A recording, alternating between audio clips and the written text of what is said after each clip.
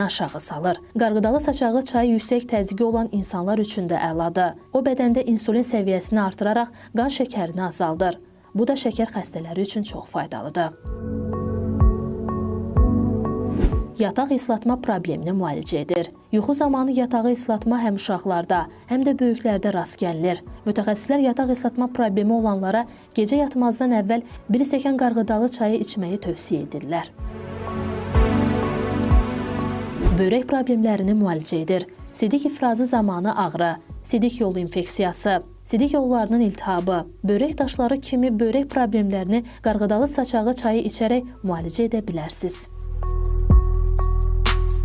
Həzmi asanlaşdırır. Bu çay həzmi asanlaşdırmağa və həzm problemlərini müalicə etməyə kömək edir.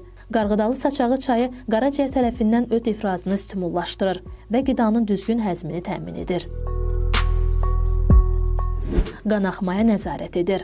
Qarğıdalı saçağı çayının tərkibindəki K vitamini qanaxmanı idarə edir. Xüsusilə doğum edəcək qadınların bu çaydan içməyə tövsiyə edilir, lakin həkim məsləhəti ilə. O yaxşı sidik qovucudur. Qarğıdalı saçağı çayının sidik qovucu xüsusiyyəti bədəndən toksinləri və zərərli maddələri çıxarmağa kömək edir. Bu da orqanizmimizi sağlam edir. Dəri xəstəliklərinə yaxşı gəlir. Qarğıdalı saçağı çayı dəridə səpki və çıban kimi xəstəlikləri müalicə edə bilər. O həmçinin